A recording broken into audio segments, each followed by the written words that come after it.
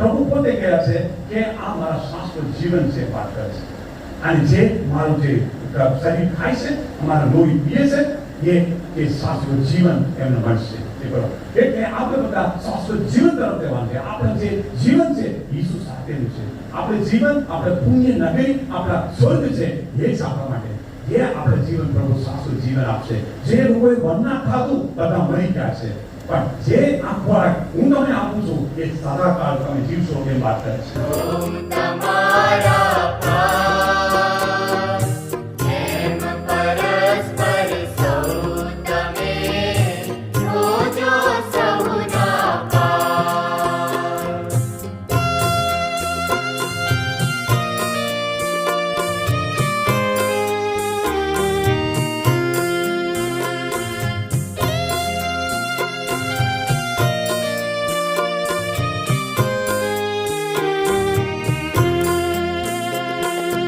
આપણે ભગવાનની આજ્ઞા નવી છે જેમ તમારા ઉપરે રાખ્યો પ્રેમ મેં છે તેમ પરસ્પર ચાહજો રાખજો સહુ પર પ્રેમ તમે મુझ શિષ્ય છો જાણશે જગ આએ.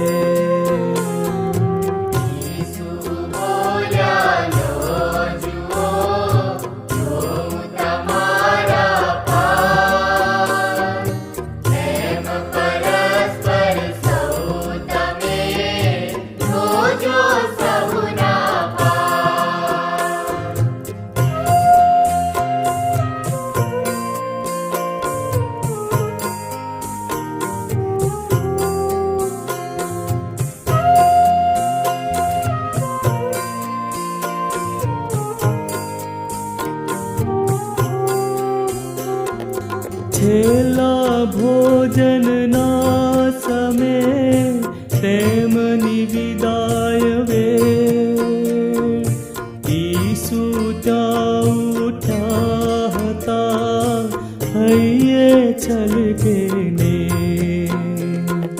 પાત્ર મહી જલ રેડીને શિષ્યો તણાએ પાર શરૂ કરે જા પખાડવા શિષ્યો પામે નવા.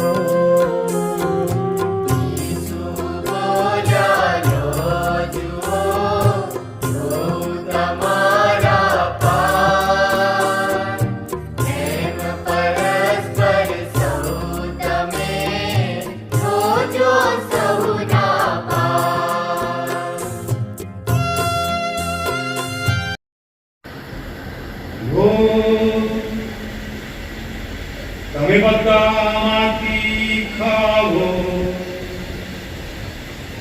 આ મારું શરીર છે, એ તમારી ખાતર અર્પણ થનાર છે.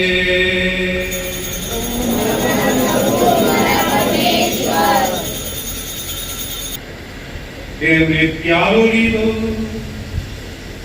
ફરી તમારી આવાજ સુધી ઉચ્ચારી અને શિષ્યોને આપતા કહ્યું, લો, તમે બધા આમાંથી પીવો. આ મારા લોહીનો પ્યાલો છે, નવા અને શાશ્વત કરારનું આ મારું લોહી છે. એ તમારી અને સૌ માનવોની ખાતર પાપ મુક્તિને અંતે રેડવાનું છે. મારા સ્મારક તરીકે આ કરતા રહેજો. અને તેમને પ્રતાપ તમને જે પરમ પિતા પવિત્ર આત્મા સાથેની પુણ્ય એકતામાં સદા સર્વદા માન અને મહિમા મળતા રહે છે.